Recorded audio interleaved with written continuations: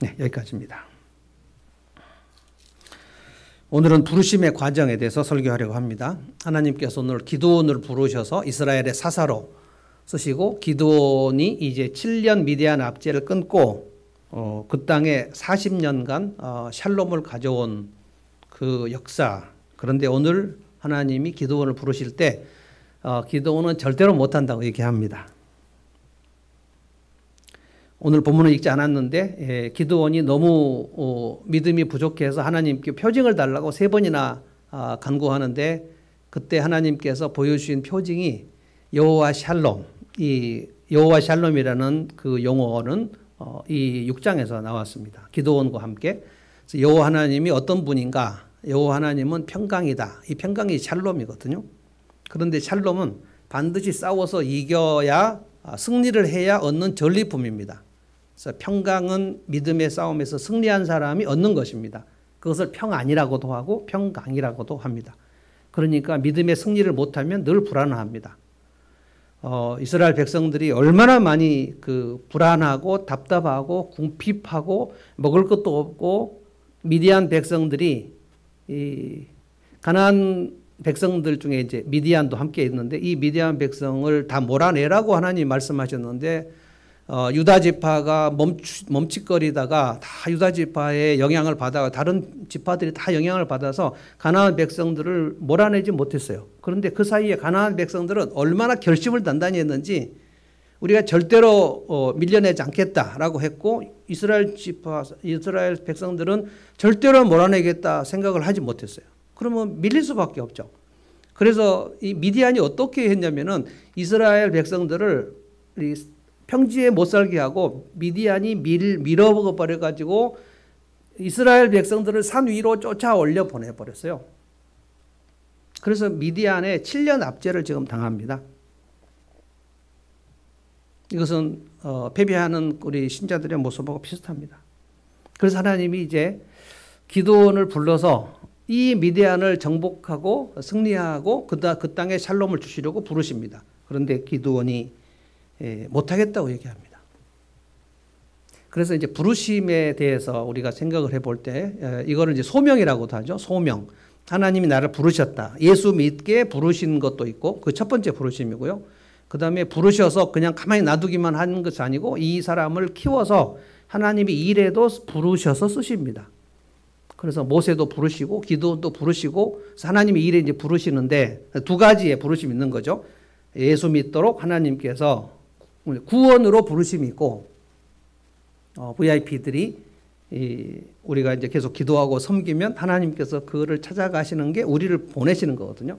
그러면 이제 그 사람 속에 하나님의 사랑이 들어가고 하나님의 복음이 들어가면 하나님이 나를 부르시는가라는 생각을 어렴풋이 하죠. 근데 처음에 부르실 때 하나님이 나를 부르신다고 생각을 하지 못합니다. 이 사람이 참 고마운 사람이다 라고 생각을 하고 있는데, 이 사람이 하나님을 믿는 사람이라는 것 때문에 점점 이제 이끌려서, 그 매력에 이끌려서 이제 오게 될 때 하나님이 부르셨구나, 나를 부르셨구나 라고 생각을 하죠. 이게 이제 첫 번째 부르심이 예수 믿는 부르심이에요. 근데 예수 믿고 부르셔서 그냥 가만히 놔두는 것은 아닙니다. 우리가 애를 낳으면 애를 낳아가지고 그냥 가만히 놔두려고 애를 낳는 건 아니죠. 이 아이를 사람 만들려고 계속 이제 키우죠. 그러면 나중에 잘 크면 장가도 가고 시집도 가고 직장도 다니고, 그래서 사람 구실을 하면서 부모님께 용돈도 드리고 그 집안을 일구는 어떤 어른으로서의 역할을 하죠. 이런 것까지 이제 나가는 것이죠. 그래서 하나님께서 우리를 예수 믿게 부르신 이후에는 하나님의 일꾼으로 부르시는 일들도 있는 거예요. 그런데 이제 사사기 전체를 보면 아주 400년 동안 12명을 하나님이 부르시는데, 이 12명 중에 좀 그다지 이름이 없는 6명이 있고요. 이름이 아주 높은, 그래서 우리가 이름을 들으면 금방 익히 아는 이름들, 6명의 사사들. 제일 먼저 온니엘이 있었죠. 온니엘이 있고 에훗이 있고 드보라, 여기까지 우리가 했고, 오늘 이제 기드온인데요. 온니엘, 에훗, 드보라까지는 그들이 하나님의 부르심을 받을 때 인간적인 약점이 별로 기록되지 않습니다. 온니엘이나 에훗이나 드보라는 그냥 믿음으로 바로 반응을 해요. 하나님, 제가 주님의 쓰임을 받겠습니다 하고, 드보라는 뭐 내가 여자인데 이런 소리도 하지 않아요. 그런데 이제 잘 보시면 이제 기드온부터는 기드온이 6장부터 9장까지 대단히 많은 장이 나오는데요. 기드온은 이 믿음이 연약하기가 아주 짝이 없고요. 아주 두려움이 많고요.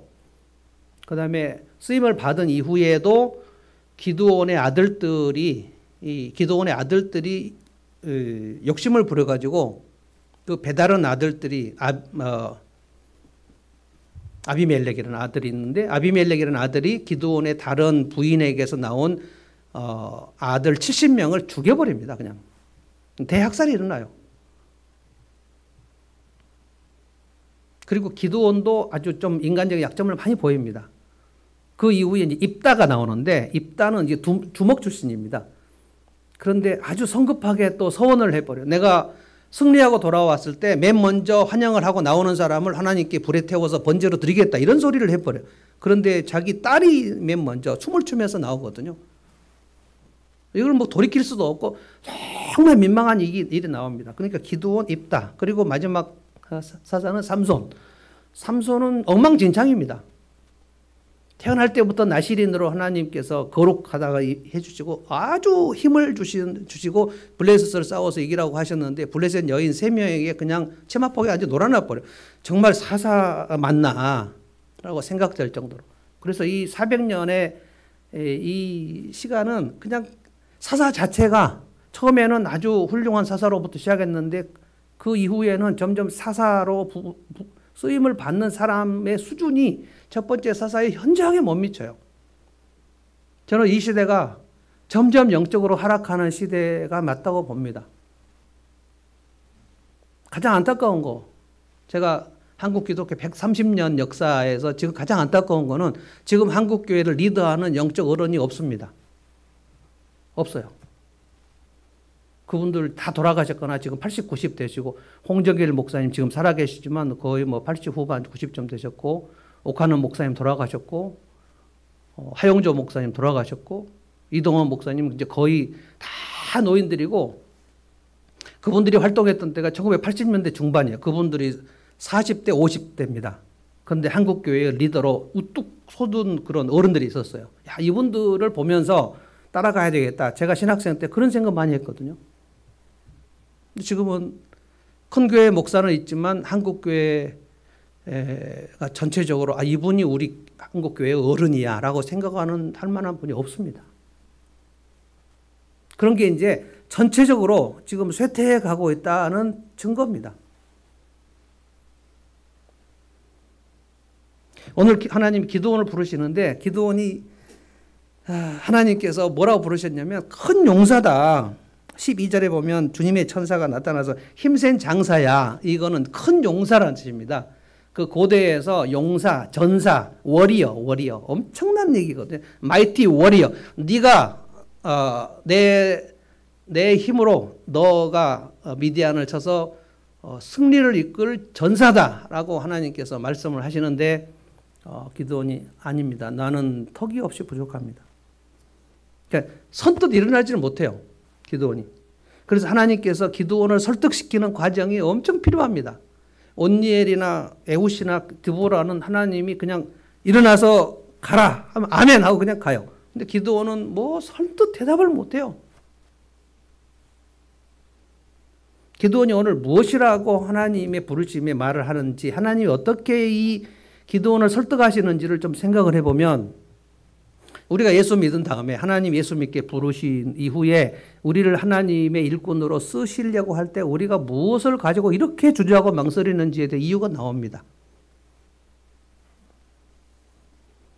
기도는 두 가지를 잘못 생각해요.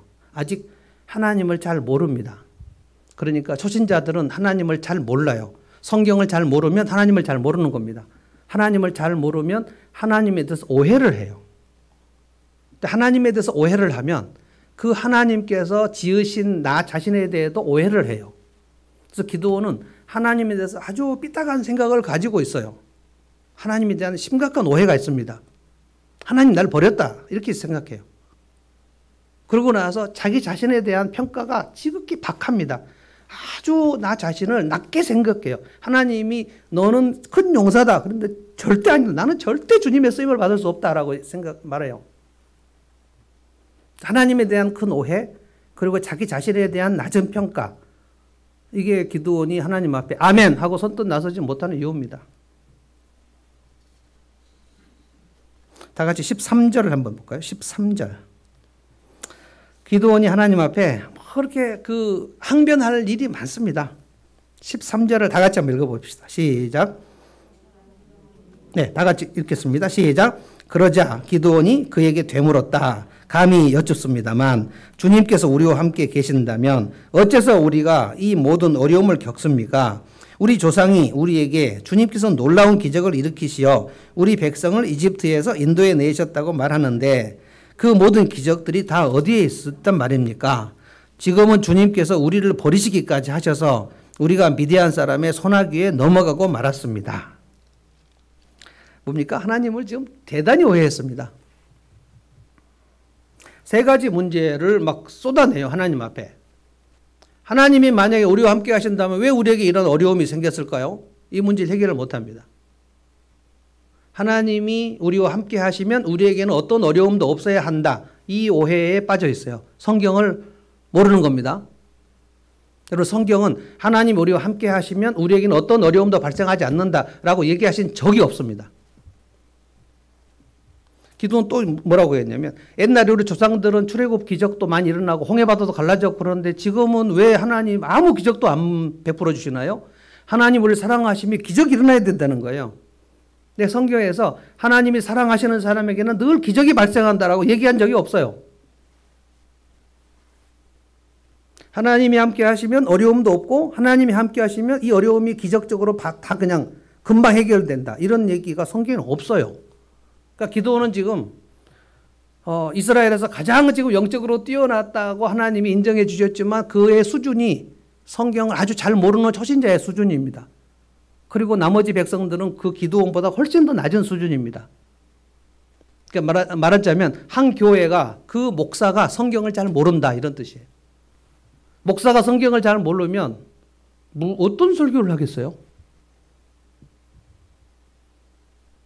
지금 이 사사시대는 정말 수준이 엄청나게 내려가 버린 겁니다.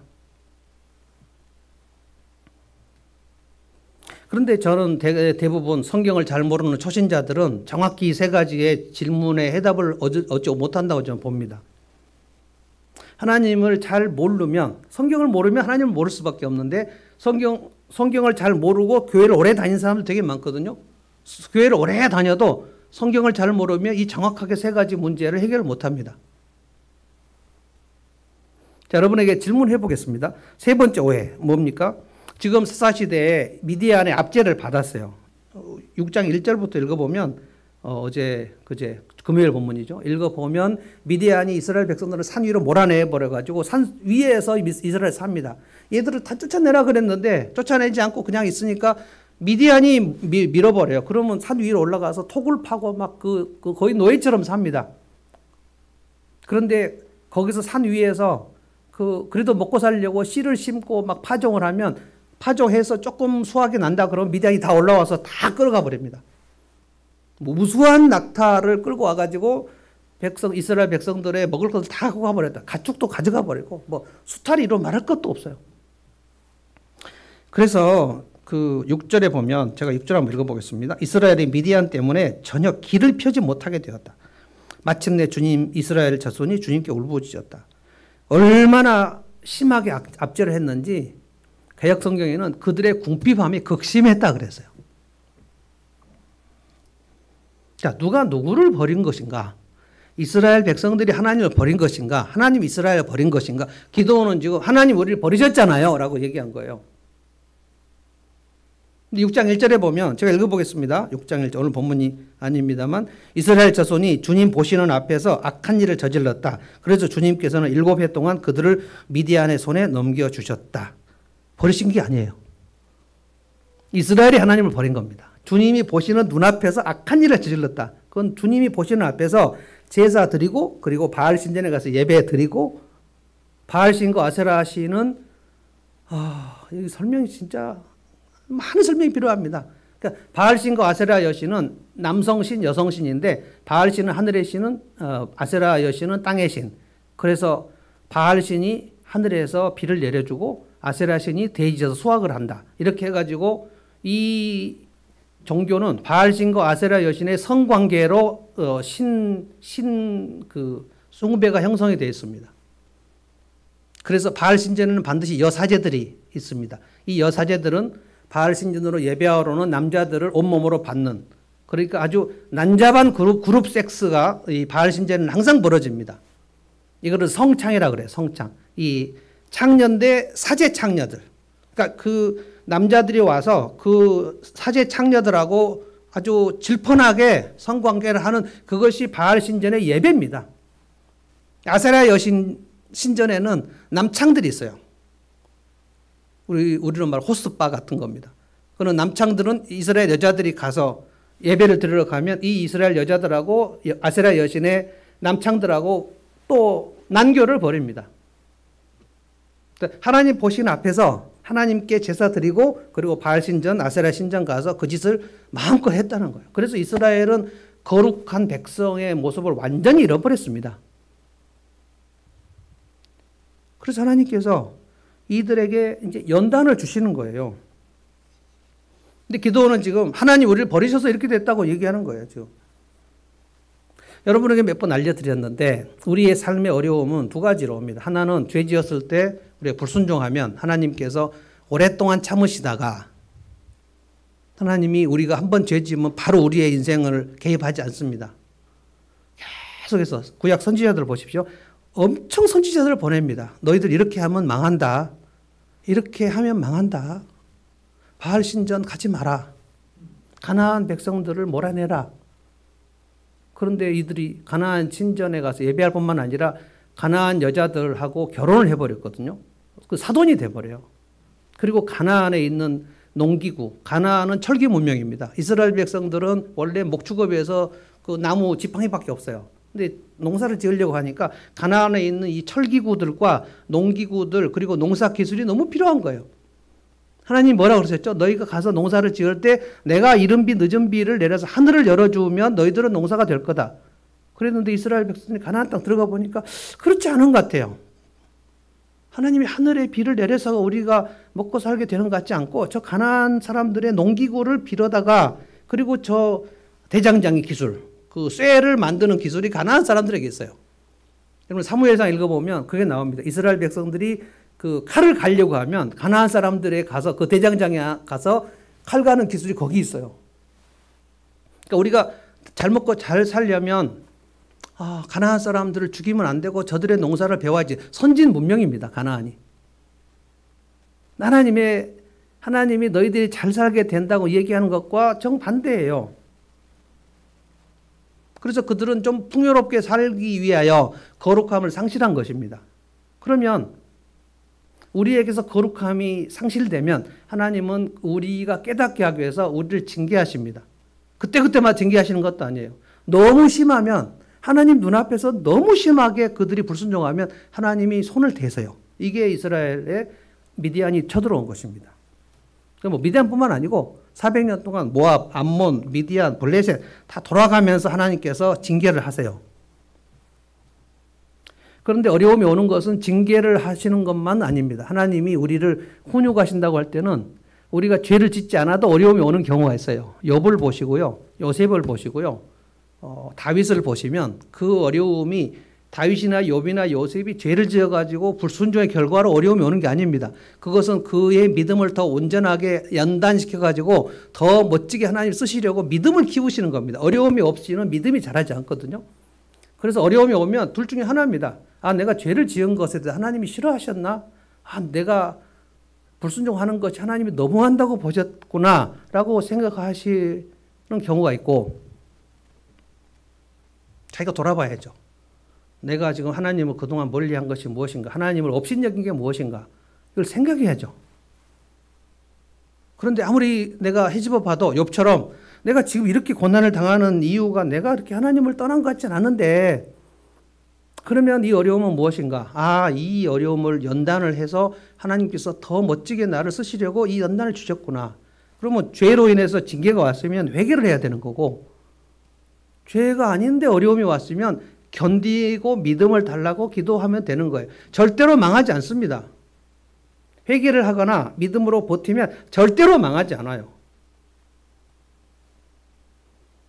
근데 지금 기드온이 뭐라고 그랬어요? 하나님 우리를 버리셔가지고 지금 이렇게 어려움이 왔다는 거예요. 하나님 우리와 함께 하시는데 왜 이렇게 우리가 어려움이 왔냐는 거예요. 제가 이 초신자들을 보면 당연히 성경을 모르죠. 성경을 배운 적이 없으니까. 그러니까 성경을 잘 이렇게 배운 흔적이 없으면 반드시 그는 하나님을 오해합니다. 뭐 구약의 하나님은 성질을 많이 내시는 하나님인데 신약에 오니까 하나님이 되게 인자하게 됐다는 거예요. 하나님이 이렇게 막 성품이 이렇게 변할까요? 하나님의 성품이 진화할까요? 진짜 많이 모르는 거예요. 그래서 세 번째 이 항의, 하나님이 우리를 버리셔갖고 이렇게 어려움이 왔다라고 말을 하니까 첫 번째, 두 번째도 지금 안 풀리는 거예요. 하나님이 우리와 함께 하신다는데 왜 우리에게 이렇게 어려움이 왔을까요? 그런데 왜 우리에게는 이렇게 하나님이 기적적으로 아무 일도 안 해주실까요? 그러니까 하나님이 우리를 방치하셨다는 거예요. 여러분 시편 23편 제가 읊어보겠습니다. 여호와는 나의 목자시니 내게 부족함이 없으리로다. 그가 나를 푸른 초장에 누이시며 쉴 만한 물가로 인도하시는도다. 그리고 그 다음에 뭐냐면 3절 말고 4절에 내가 사망의 음침한 골짜기를 들어갈지라도 내가 두려워하지 않을 것은 주의 지팡이와 막대기가 나를 안위하신다. 사망의 음침한 골짜기를 들어가는 게 여호와는 나의 목자신데 사망의 음침한 골짜기를 왜 들어갈까요? 그러니까 기드온의 말대로 하려면 여호와는 나의 목자시니 내게는 사망의 음침한 골짜기는 전혀 한 번도 없고 그냥 푸른 초장과 쉴만한 물가로만 나를 인도하셨다. 이렇게 말이 나와야 돼요.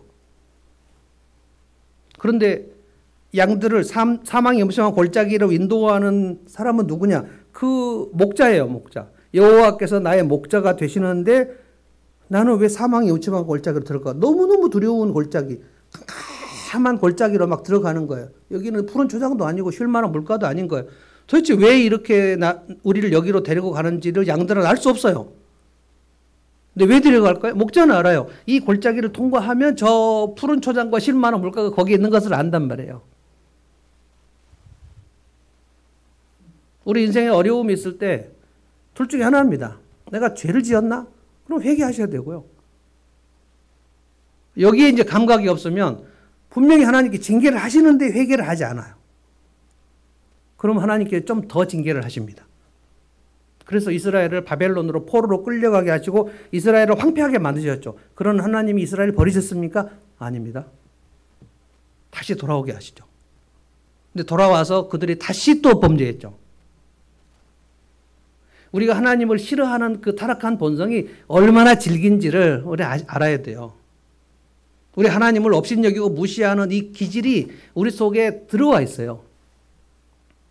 하나님을 오해하는 거예요. 하나님이 우리를 버리셨다. 근데 하나님께서 어떻게 대답을 하시? 이 기드온의 말도 안 되는 항의에 하나님의 답이 뭡니까? 12절입니다. 12절도 그렇고 주님께서 너와 함께 하신다. 그러니까 주님이 우리와 함께 하시면 왜 우리를 이렇게 버리셨습니까? 아니, 난 너를 버리지 않았다. 14절로 한번 가볼까요? 14절 제가 읽어보겠습니다. 지금 세 가지의 항의를 막 거칠게 하고 있는데 주님의 대답입니다. 그러자 주님께서 그를 바라보시며 말씀하셨다. 너에게 있는 그 힘을 가지고 가서 이스라엘을 미디안의 손에서 구하여라. 내가 친히 너를 보낸다. 너에게 있는 그 힘. 그게 뭘까요? 하나님께서 기드온에게 힘을 주셔서 그 이스라엘 백성들이 당하고 있는 미디안의 압제 그 궁핍함을 그것을 기드온을 통해서 해결하시겠다는 거예요. 네가 답이라는 거예요. 네가 답. 근데 기드온이 지금 아직 몰라요. 내가 너를 불렀고 내가 너를 지금 보낸다. 세 가지의 기드온의 항의에 하나님의 답이 뭐냐면 그래 지금 너희들 되게 어렵지. 아주 궁핍하지. 이 모든 것을 내가 너희들을 지금 해결할 텐데 왜냐면 이스라엘 부르짖었잖아요. 울부짖었잖아요. 그러면 출구가 뭐냐면 너라는 거야. 너에게 내가 힘을 줘서 네가 일어나서 온니엘처럼 에훗처럼 두보라처럼 네가 일어나라는 거예요. 너를 통해서 이스라엘을 구원하겠다는 거예요. 하나님의 지금 대안이 이스라엘의 모든 어려움을 기적적으로 해결하는, 왜 기적을 안 주십니까? 왜 어려움을 해결 안 하십니까? 왜 우리를 버리셨습니까? 그래서 이렇게 고통스럽지 않습니까? 라고 항변하는데 하나님의 답이 내가 너를 사용해서 이스라엘 전체를 일으키겠다는 거예요. 네가 답이라. 이게 하나님께서 우리를 부르실 때의 이야기입니다. 네가 일어나라.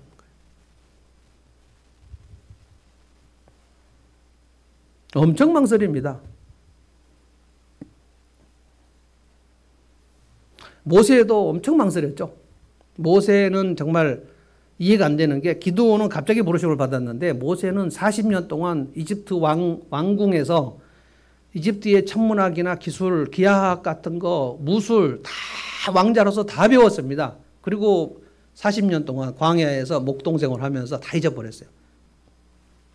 그래서 하나님이 모세를 부르셨을 때 뭐라 그랬죠? 주님, 저는 말도 못하고 혀가 원래 둔하고 내가 가도 이스라엘이 안 믿어줄 거고. 그래서 마지막에 하나님 다른 사람 보내면 안 됩니까?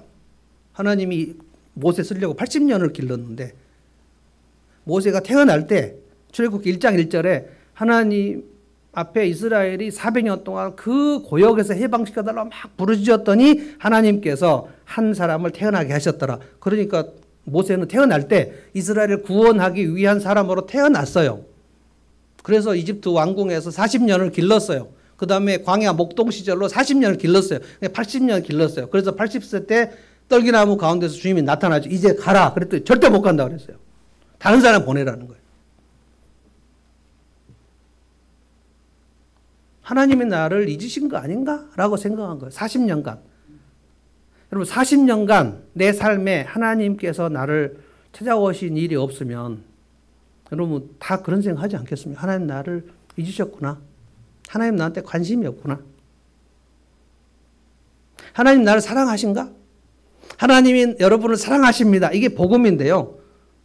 그가 되게 어려운 시간을 겪게 되면 딱 질문이 뭐냐면 하나님은 나한테 관심이 있으신가? 하나님이 나를 사랑하시는가? 저는 새엄마 밑에서 자라봐가지고 그 관심이 없는 엄마가 어떤 눈길로 나를 바라보는가를 알아요. 몸으로 알아요, 몸으로. 형님도 계시지만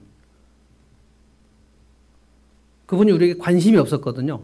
그래서 관심이 없이 대할 때 여러분도 아마 다 느낄 거예요. 아, 저 사람이 나한테 관심이 있구나, 관심이 없구나. 그거 금방 느껴요. 저는 여러분들에게 관심이 진짜 많습니다. 뭐 믿거나 말거나. 진짜 관심이 많아요.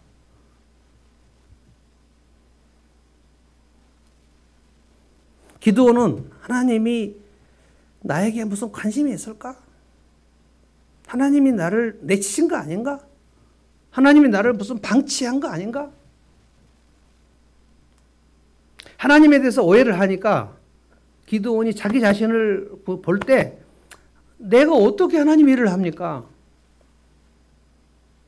하나님에 대해서 오해를 하는 사람은 반드시 자기 자신에 대한 평가가 박합니다. 15절을 봅시다. 15절. 한번 같이 읽읍시다. 15절. 다 같이 읽겠습니다. 15절 시작. 기드온이 주님께 아뢰었다. 감히 엽줍습니다만 내가 어떻게 이스라엘을 구할 수 있습니까? 보시는 바와 같이 나의 가문은 므낫세 지파 가운데서도 가장 약하고 또 나는 아버지의 집에서도 가장 어린 사람입니다. 보시는 바와 같이. 하나님도 잘 아시지 않습니까? 여러분 므낫세 지파가 어떤 지파인지 아세요? 므낫세 지파가 이스라엘 12지파 중에서 땅이 가장 넓습니다. 그래서 요단 동편에는 므낫세 반지파가 살고요. 요단 서편에는 므낫세 반지파가 살아요. 너무 땅덩이가 넓어서 둘로 나눴어요. 요셉에게 하나님이 축복을 하셔서 요셉의 두 아들 므낫세와 에브라임을 각각 한 지파씩으로 해줘 버렸어요. 이스라엘의 야곱의 아들들은 그 아들 한 사람이 한 지파거든요. 그런데 11번째 요셉이 너무나도 많은 공헌을 했기 때문에 하나님께서 더블로 복을 주셨다고요. 므낫세와 에브라임을 야곱이 요셉의 두 아들 므낫세와 에브라임을 자기 아들로 입적을 시켜요. 양자로 입적을 시켜요. 왜냐하면 야곱의 아들이어야지 한 지파가 되거든요. 그래서 므낫세, 에브라임 그 너의 두 아들은 야곱이 요셉에게 말합니다. 너의 두 아들은 내 아들이다. 그래서 야곱의 아들이 돼서 한 지파씩 줘버려요. 그리고 에브라임 지파도 엄청난 큰 지파고요. 므낫세 지파도 엄청 큰 지파입니다. 이 므낫세 지파의 사람이에요, 기드온이. 근데 자기를 뭐라고 했습니까? 나는 므낫세 지파 중에서도 가장 약한 가문이고 우리 집에서도 가장 어리고 무슨 뜻이에요? 하나님 저 쓰시려고 생각하지 마세요. 저 굉장히 보잘것없는 사람입니다. 사람을 잘못 보셨습니다. 근데 모세도 그랬으니까 뭐 기드온이 이 정도 한 것이 뭐 그렇게 특별하지도 않아요. 그러니까 기드온이 하나님 앞에 지금 부름받고 말하고자 하는 포인트는 뭐냐면 나는 아닙니다. 이런 뜻이에요. 저요 그런 사람 아닙니다. 어떻게 내가 그 일을 합니까? 모세도 그랬잖아요. 하나님 어떻게 내가 바로왕 앞에 갑니까? 내가 어떻게 해요?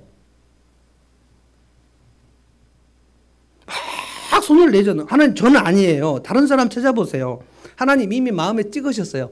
여러분 기드온을 찍으셨을 때 하나님이 잘못 찾아오셨을까요?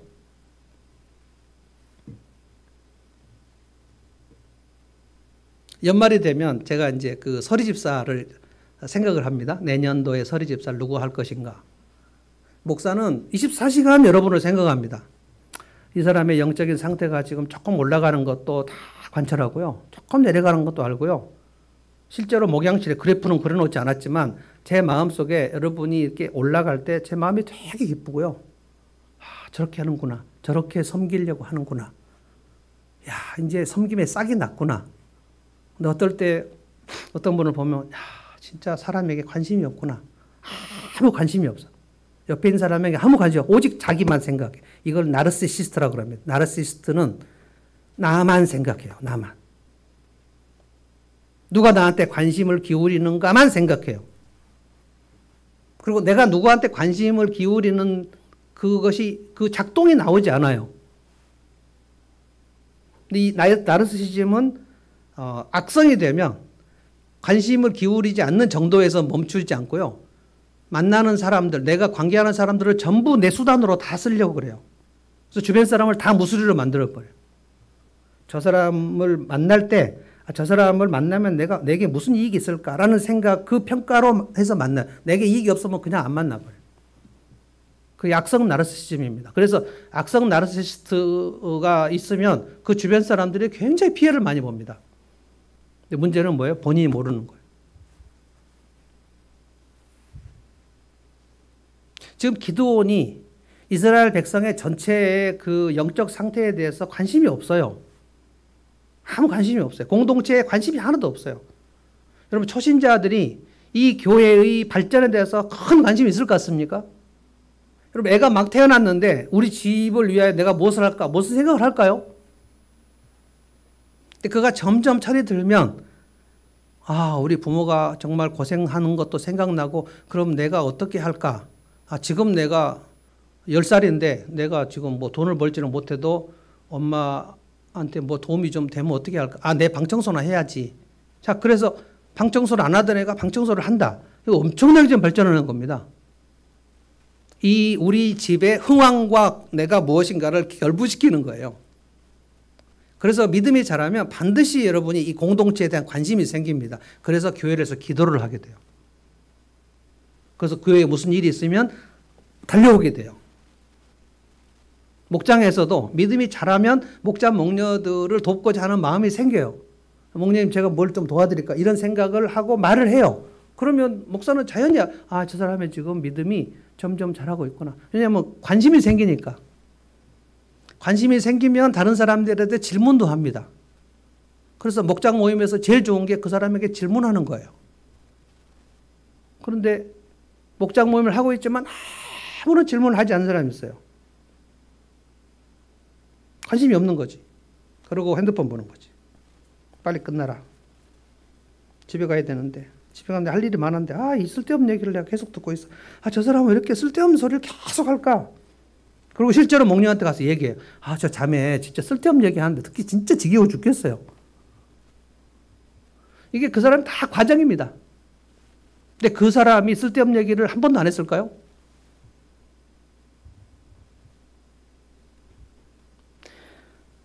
이 기드온이 하나님의 부르심을 받았을 때 내가 어떻게 이 일을 합니까? 나는 안 됩니다. 왜 그럴까요? 기드온이 누군가에게 이렇게 네가 참 소중하다. 너는 참 사랑스럽다. 이런 얘기를 못 듣고 자랐을 가능성이 큽니다. 우리 중에 어릴 때 그 부모님의 인정과 사랑과 지지와 격려를 충분히 적절하게 충분히 받고 자란 사람들이 많지 않습니다. 저도 그렇고요.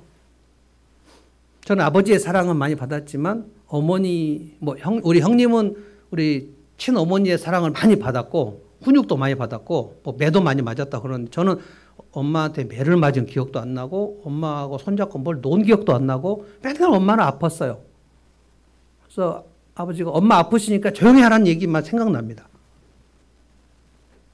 그리고 새어머니 들어오셔가지고 그냥 아무 느낌 없이 그냥 살았고요. 그래서 아들아 나는 너를 믿는다. 아들아 나는 너를 지지한다. 이런 인정과 격려를 충분히 받고 자라지 못하는 경우가 대부분입니다. 그러면 내가 사랑과 인정을 많이 못 받으면 내 속에서 내 소신이나 내 생각에 대한 그런 그 평가가 후할 수가 없어요. 관심을 못 받으니까. 그 뒤에 좀 추워요? 추워서 그렇게 해놓은 거예요. 이게 자꾸만 열기가 올라오기 때문에 저는 머리가 뜨고 어떻게 하면 좋을까요? 근데 관심을 못 받는 정도가 아니고 어떤 경우는 그냥 야 네가 하는 일이 제대로 하는 일이 뭐냐 이런 얘기도 많이 듣거든요. 네가 커서 사람 굿신은 하겠냐? 그러니까 무관심과 무대응도 있지만 좀 학대도 있어요. 그리고 방치해버리는 거예요. 그러니까 어릴 때 이 부모님들이 자녀들을 대할 때 사랑을 주는데 어떤 부모는 사랑을 과잉으로 줘가지고 이 아이를 독립심을 안 길러버리는 거고요. 과잉으로 사랑을 주면 굉장히 좋은 것 같습니다만 절대 그렇지 않습니다. 이 아이가 독립적으로 자라지 못합니다. 왜? 엄마가 다 해주니까. 근데 과잉 아니면 결핍입니다. 우리 부모님들이 적절하게 사랑을 주는 방법을 어디서 배웠을까요? 여러분은 지금 여기서 배우고 있는 중이에요. 자녀들에게 적절한 사랑과 인정을 줘야 됩니다. 그런데 과잉으로 쏟아붓거나 아니면 안 주거나 그러고 아이고 네가 하는 일이 다 그렇지 뭐 되겠어? 라고 얘기를 해버려요. 그러면 그거를 이제 자존감이 낮다 그래요. 자기의 생각을 내 생각은 되게 소중하다. 내 생각을 가치를 높여주는 일을 어린 시절에 부모님으로부터 하지 못하면 그냥 늘 내 생각은 아이고 그건 무슨 그래서 다 큰 어른들이 가서 식당 갈 때 뭐 드실래요? 짜장면 드실래요? 짬뽕 드실래요? 아무거나 그냥 늘 아무거나 그냥 당신이 정해주면 나는 아무거나 먹는다는 거예요. 여러분 이것은 자기가 손상된 증거입니다. 내 의견 따위는 중요하지 않아. 그래서 내가 뭘 일어서려고 할 때 자꾸만 그런 생각이 들어요. 네가 일어나서 뭘 하겠냐? 네가 지금 할 수 있는 게 뭐가 있겠냐? 그래서 어린 시절에 이거를 격려와 인정을 받은 것이 굉장히 중요한데요. 기드온은 그걸 못 받은 것 같아요. 특별히 우리 남자들은 더 합니다. 남자들은요, 아버지의 인정을 받는 일을 엄청나게 중요합니다. 그런데 아버지들이 대부분 그렇게 아들을 인정해 주지 않아요. 그래서 어린 시절부터 자라면서 아들들은 그 아버지와 이 안간힘을 써요. 근데 장가 간 다음에도 그래요. 죽을 때까지. 여러분 그 국제시장 보셨나요? 국제시장. 황정민이가 엄청 고생하고 하면서 아버지 영정 앞에서 아버지 나 진짜 하느라고 난 엄청 애를 썼다. 근데 뭐 영정에서 무슨 얘기를 하겠어요? 아버지한테 인정받고 싶은 거예요. 근데 제가 보면 우리 형제들 중에 아버지에게 적절한 인정과 사랑과 격려를 받고 자라는 경우가 그렇게 많지 않아요.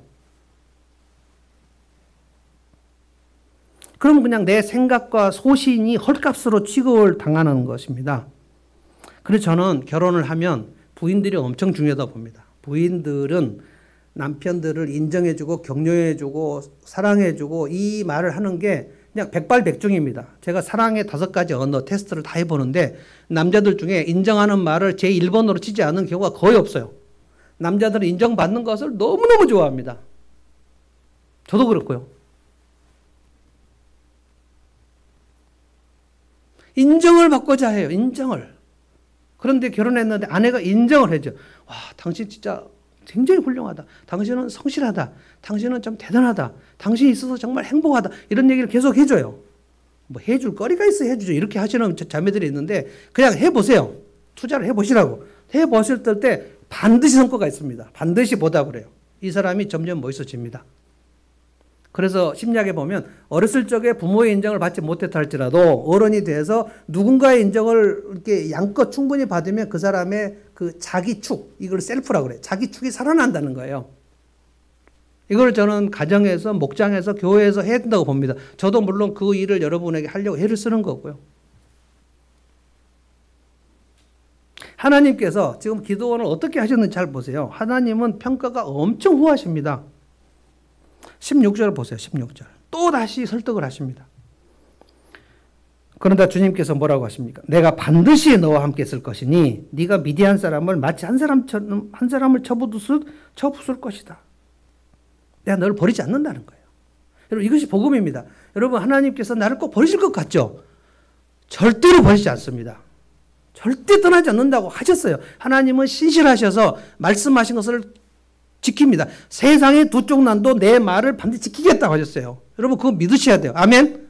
아멘 믿으세요. 하나님의 그 약속은 세상의 두 쪽 나도 지키시는데 하나님이 우리에게 약속하시기를 내가 너희를 떠나지 아니하겠다 그랬어요. 기도원에게 하나님이 격려를 하셔요. 격려. 격려는 뭐냐? encourage입니다. encourage. courage는 뭐죠? 용기죠. 이는 뭐냐면 en 이거는 용기를 부어넣었다는 거예요. 기도원의 마음에 용기를 부어넣어요. 막 계속. 왜냐하면 그 용기가 부족하니까. 왜 그래요? 인정과 사랑과의 그 지지를 많이 못 받았어요. 나는 우리 집에서 제일 어리고 우리 집은 우리 가문에서 제일 못나고 나는 아니에요. 그래서 하나님 나 쓰시려고 하지 마세요.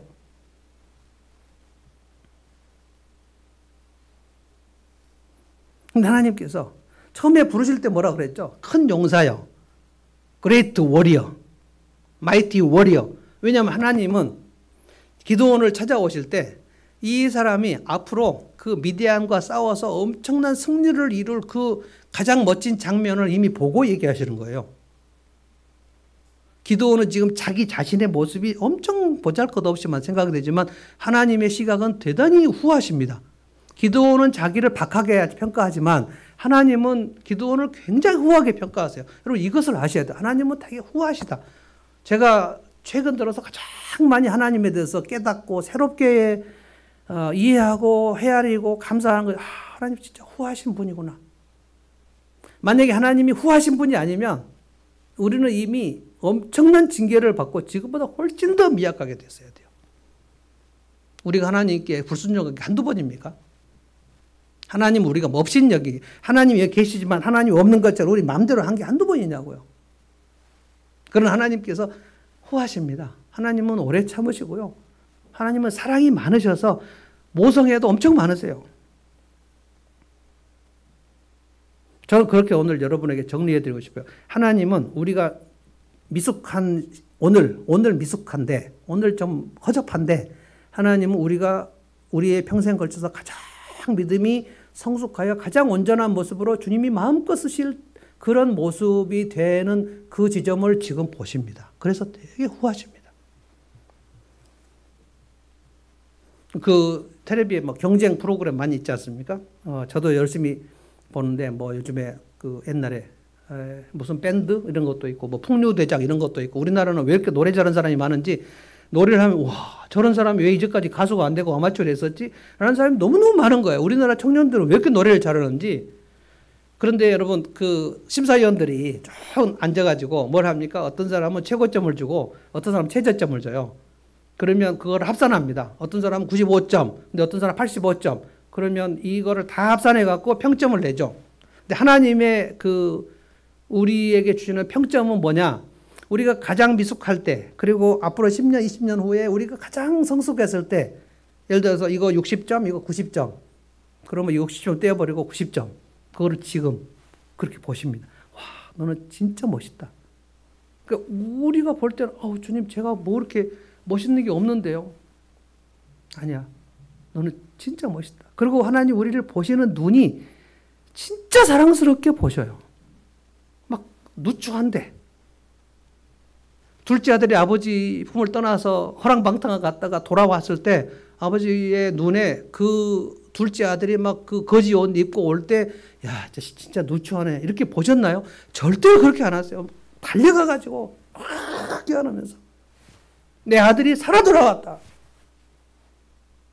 얼마나 좋아하시는, 얼마나. 그 잃은 양 99마리 놔두고 잃은 양 한 마리를 찾아다니는 목자의 심정, 그 바로 다음이 둘째 아들 돌아온 얘기인데, 그 잃은 양을 그 골짜기에서 낑낑대고 있는데 그걸 찾아가지고 양을 어떻게 했죠? 목자가 어깨에 걸터맸어요. 그리고 막 이렇게 오면서 동네 사람들 다 불러갖고 잔치하자. 내가 잃은 양을 찾았다. 그리고 다음에 이제 두 아들이 있었는데, 한 아들이 아니고 두 번째 아들은 그렇게 그냥 아버지 우산 달라 그래가지고 갔다. 얼마만에 돌아왔는지는 모르지만 아주 다 망하고 돌아왔죠. 빈털터리로 되고 도망갔죠. 그걸 터벅터벅 오는데 아버지가 매일 동구 밖에서 나가서 그걸 봤다는 거 아니에요. 근데 얘가 아버지한테 올 때 자신 있게 오겠습니까? 내가 아버지한테 가자라고 했지만 정말 먹을 것도 없고 돼지 지압 열매도 못 먹고 이렇게 막 두드러 맞고 그러고 있다가 내가 여기 있을 것이 아니라 아버지 집으로 가야지. 아버지 집으로 갈 때 그렇게 막 담대한 마음으로 가지 않았을 거예요. 근데 아버지가 그냥 얼마나 끌어안아 주시는지. 그리고 막 잔치를 베풀고 송아지를 잡으라 그러고 뭐 다 목욕을 시키라 그러고 뭐 손가락에다 발찌 끼우고 뭐 발가락에도 막 가락지를 끼우라 그러고 막. 전 그래서 이렇게 생각합니다. 우리가 믿음을 조금, 이게 겨자씨만한 믿음입니다. 겨자씨, 너희가 겨자씨만한 믿음이 있으면 산을 들어서 옮기라고 해도 옮길 것이다. 주님 너무 과장법을 쓰셨는데, 겨자씨만한 믿음이 있으면 그 믿음으로 산을 들어서 옮기라고 해도 옮길 것이다. 무슨 뜻이 있습니까? 네가 믿음을 조금만 더 겨자씨만한 믿음을 가지고 내게 보이면 내가 너희가 엄청난 일을 해주겠다는 거예요. 왜냐하면 그 겨자씨만한 믿음도 가지려는 결단 안 한 사람들이 너무너무 많으니까. 내가 믿음으로 한번 일어나 봐야 되겠다, 이렇게 생각한 사람이 거의 없다니까요. 점점 영적으로 하락을 해서 믿음으로 살면 뭐가 돼? 가나안 백성들, 그 백성들에게 가서 농기구를 빌려야지 잘 사는 거지. 내가 뭐 하나님께 믿음으로 살면 하나님의 뭐 이른 비 늦은 비를 내려서 뭐 내가 농사를 짓겠다. 그거는 아니지. 뭐 하나님께 엎드려서 예배를 하고 있어. 하나님이 없다고 생각하는 사람들이 가장 한심하게 보는 게 우리의 예배입니다. 예배를 드리면 뭐 떡이 나오냐, 밥이 나오냐. 그 시간에 일이나 할 것이지 왜 예배를 드리냐. 예수 믿는 사람들 자꾸 모여서 뭐 예배하고 그러다 또 울고 막 와 소리 지르고 막 저 광신도들 아니야? 모여서 뭐라는 거야? 그리고 또 배목사가 또 새벽 기도를 하겠다고. 또 기도를 하면 뭐해? 일이나 해야지. 생산적이지 않잖아 기도는. 그렇게 생각합니다. 하나님 없는 사람들. 맞아요. 하나님 없으니까. 근데 우리는 하나님이 계시고 하나님이 천재를 창조하셨다고 믿고 하나님 우리를 만드셨다고 믿고 이 땅을 마무리하실 분도 하나님이시라고 믿고 새하늘과 새 땅으로 보내시는 분도 하나님이시라고 우리를 믿어요. 그러면 우리가 함께 모여서 예배를 드릴 때 전심으로 예배를 드리면 하나님이 이 예배를 받으시고 기뻐하시겠다. 이런 생각하는 게 맞지 않습니까? 그러니까 예배를 소홀히 한다는 것은 그가 믿음을 그냥 대충 하겠다는 거예요. 저는 마음이 아픕니다.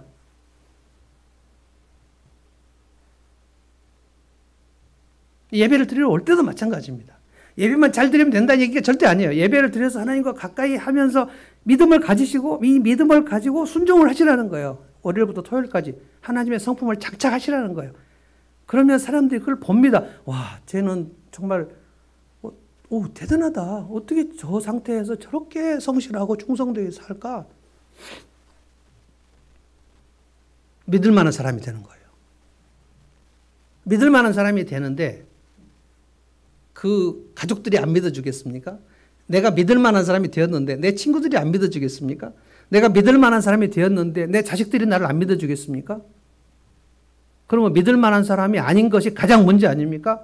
그러면 믿음이 없는데 내가 믿을 만한 사람이 어떻게 됩니까? 내가 믿음으로 살겠습니다. 내가 믿을 만한 사람이 되겠습니다. 이게 아멘입니다. 아멘. 이 아멘이라는 것은 내가 믿을 만한 사람 되겠습니다. 그 믿음으로 살겠습니다. 이게 똑같은 겁니다. 신실함. 믿음은 faith고요. faith. 신실하다, 믿을 만하다 하는 건 faithful입니다. 그러면 내가 믿을 만한 사람이 되면 내 주변에 있는 사람들도 다 나를 믿어주고 심지어 내 비즈니스 파트너들도 나를 믿어주고 그럼 내가 설사 내가 부도 났을 때 야, 쟤는 믿을 만한 사람인데 어떻게 저렇게 부도가 났을까라고 생각하다가 그들이 와서 나를 도와줄 수도 있는 거고 나에게 다시 투자를 할 수도 있는 겁니다. 그래서 우리가 믿을 만한 사람이 되는 것은 굉장히 중요합니다. 하나님은 믿을 만한 분이시거든요. 하나님이 말씀하신 것은 세상에 두 쪽 나도 지키신다니까요. 그래서 기드온을 보실 때 너는 큰 용사다. 내가 반드시 너와 함께 할 것이다. 기드온은 아닙니다. 저는 하나님의 쓰임을 받을 수 없어요. 제가 얼마나 미약한 거 보잘것없는지 아시잖아. 아니야, 너 그렇게 미약하지 않아. 너를 통해서 엄청나게 일을 할 거다. 오늘 예수님이 베드로 만나실 때 처음 만날 때 어땠죠? 그 갈릴리 바다에서 밤새도록 고기 한 마리도 못 잡고 있었거든요. 근데 예수님이 오셔가지고 저 깊은 데로 한번 던져봐라. 예수님 목수 출신인데 베드로는 어부인데 목수 출신이 어부한테 깊은 데로 가서 던져봐라. 그랬을 때 베드로가 아 진짜 전공을 무시해도 너무 무시하시네. 이렇게 할 수도 있는데 순종했잖아요. 그랬을 때 엄청난 고기를 낚았습니다. 근데 예수님이 지금 베드로를 제자로 삼으시려고 그러는데 이 고기는 왜 잡게 하셨을까요? 너 그냥 다 놔두고 그냥 나를 따르라 하지 않고요. 베드로에게 한번 성취감을 주려고 그 고기 갖고 가지도 않았어요. 한번 엄청나게 잡게 했어요. 그게 모나미 볼펜에 써져 있는 153입니다. 153마리. 그래서 너무 놀라가지고 주님 저는 주님을 따라갈 수 없습니다. 저를 떠나십시오. 저는 죄인입니다. 그랬을 때 주님이 뭐라 그랬죠? 두 개. 너는 반석이다. 이게 베드로라는 뜻이에요.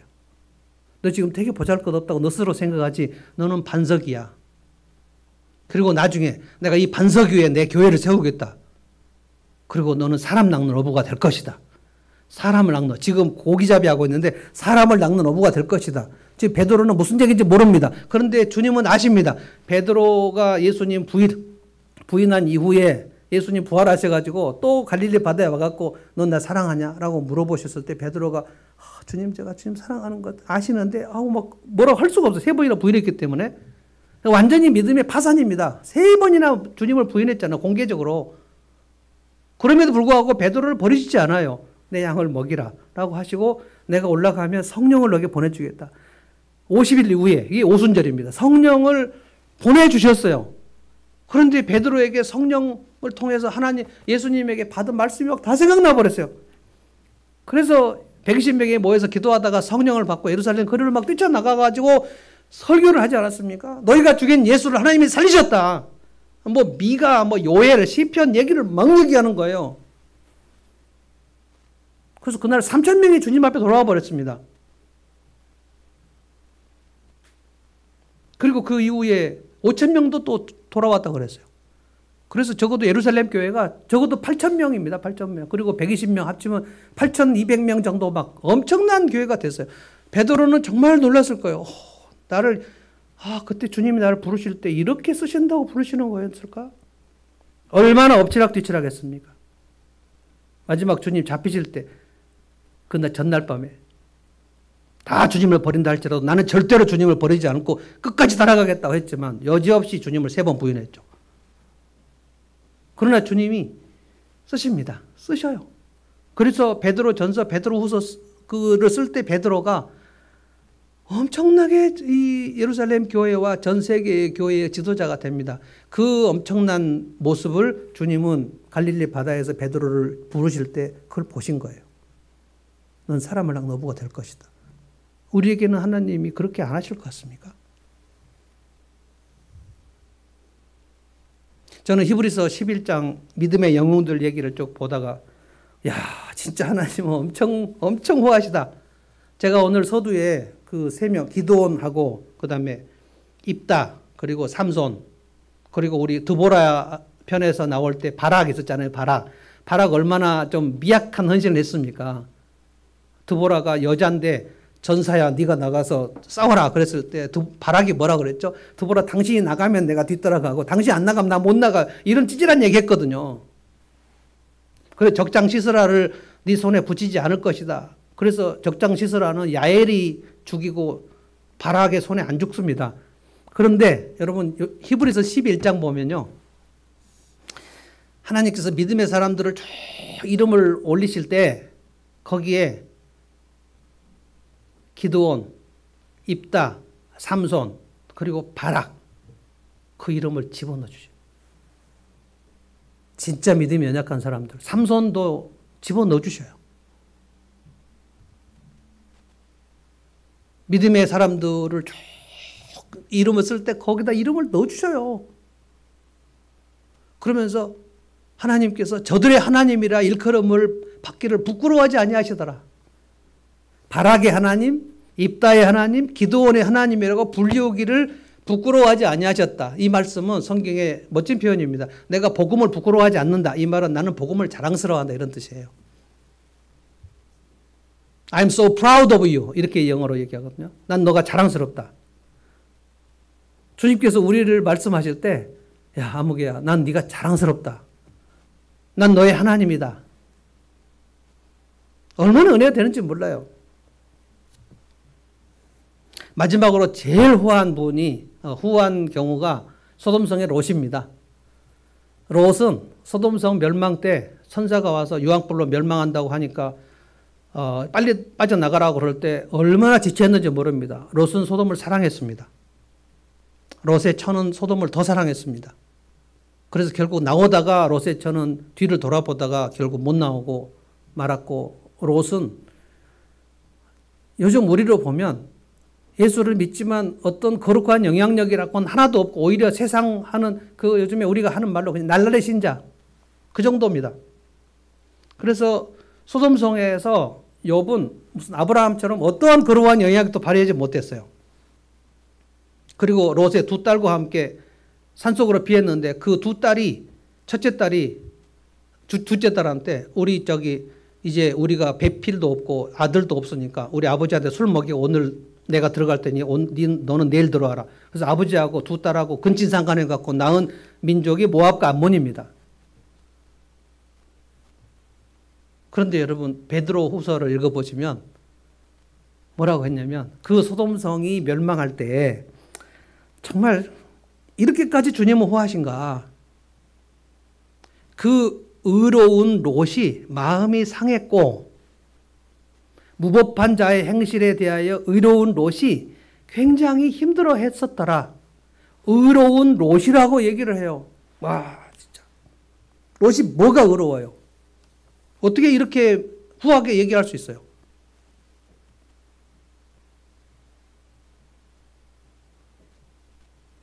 소돔성의 무법한 자들의 음란한 행실로 롯이 고통을 받았고 의로운 심령이 상했다 그랬어요. 베드로후서 2장 7절을 제가 읽어보다가 와 진짜 하나님 후하시구나.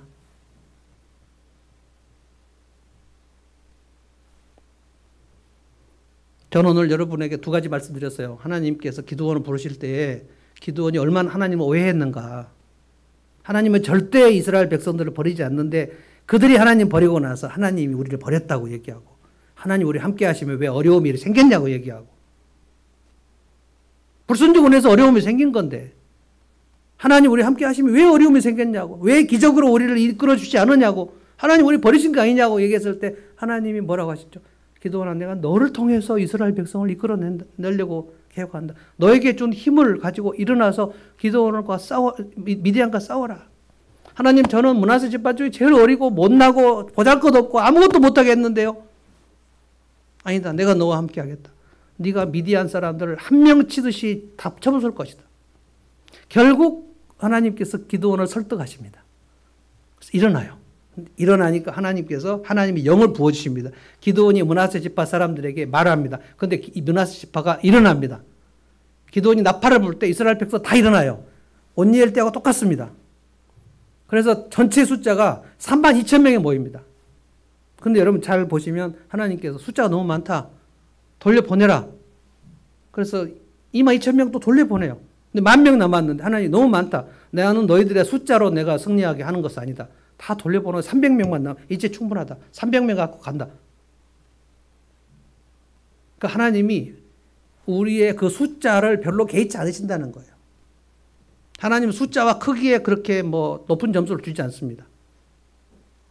그런데 그 기드온을 통해서 하나님이 미디안을 완전히 철폐, 완전히 다 무너뜨리고 그리고 이스라엘에 40년 샬롬을 가져오게 하십니다. 그러면 오늘 우리가 하나님의 부르심을 받을 때 일단 첫 번째로 뭘 해야 됩니까? 하나님의 오해를 푸셔야 돼요. 내가 하나님의 버림을 받아 하나님 나에게 관심이 없을 거다라고 생각하지 마세요. 목사도 여러분에게 관심이 있는데 하나님이 여러분의 삶에 관심이 없을 거다. 하나님이 나를 도외시할 거다. 절대 생각하지 마세요. 하나님이 세상 끝날까지 여러분을 지키시겠다고 약속하셨습니다. 아멘? 아멘. 아멘 하실 분만 아멘 하세요. 알아서 하세요. 나는 미약하다고 생각하지만 하나님은 대단히 우리를 후하게 보십니다. 그 믿음으로 일어난 사람은 하나님께서 공동체를 일으키실 거예요. 자, 찬송하겠습니다.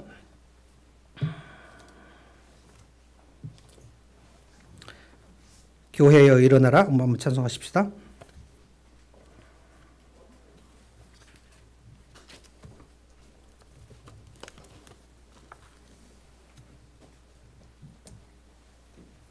교회여 일어나라. 주께서 부르시니 두려움과 실패 내려놓고 교회여 일어나라. 우린 세상의 빛 하나님의 편지 주의 교회를 통해 세상이 주를 보리라. 일어나라. 찬송하겠습니다.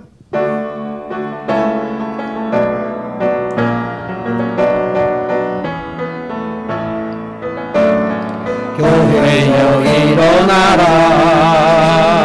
주께서 부르시니 두려움과 실패 내려놓고 교회여 일어나라. 교회여 일어나라. 교회여 일어나라. 주께서 보내시니 우리를 부르신 삶의 자리에서 교회여 일어나라. 우린 세상의 빛, 우린 세상의 빛, 하나님의 편지, 하나님의 편지, 주의 교회 통해 세상이 주를 보리라. 일어나라. 아버지의 사랑으로 아버지 능력으로 서로 하나 되어 그 빛을 비추라. 노래하라. 아버지의 사랑으로 아버지의 크심을 이 삶의 노래로 주님을 나타내라. 일어나라. 다시 한번 일어나라. 아버지 사랑으로 아버지의 능력으로 아버지 능력으로 서로 하나 되어 그 빛을 비추라. 노래하라. 노래하라. 아버지의 사랑을 아버지의 크심을 이 삶의 노래로 주님을 나타내라. 일어나라. 아멘. 기도하겠습니다. 하나님 감사합니다. 오늘 주님이 기드온을 부르신 장면을 묵상했습니다. 하나님을 오해하여 하나님이 나를 관심도 없고 나를 버리셨다고 생각하는 기드온을 주님께서 너를 통해서 내가 이스라엘을 일으키겠다고 말씀하신 것을 생각했습니다. 나는 므낫세 지파 중에서 가장 미약하고 보잘것없다고 말하는 기드온에게 하나님께서 후하게 생각하시며 너를 일으켜서 내가 주의 일을 이루겠다고 말씀하시고 마침내 기드온이 일어났을 때 주님은 엄청난 능력으로 300명의 용사로 미디안을 처부수게 하시고 40년 이스라엘에 샬롬을 가져오게 하셨던 것을 생각합니다. 하나님, 오늘 이날 저희가 주님 앞에 예배드리면서 다시 주님께서 우리를 부르시는 것을 생각합니다. 주님이 이날 부르셨을 때 저희가 하나님에 대하여 올바로 깨닫고 주님께서 저를 사용하시겠다고 말씀하실 때 우리가 아멘으로 일어나면 주께서 우리 일을 통해서 놀라운 일을 행하시고 샬롬을 주실 줄로 믿습니다. 예수님의 이름으로 기도하옵나이다. 아멘.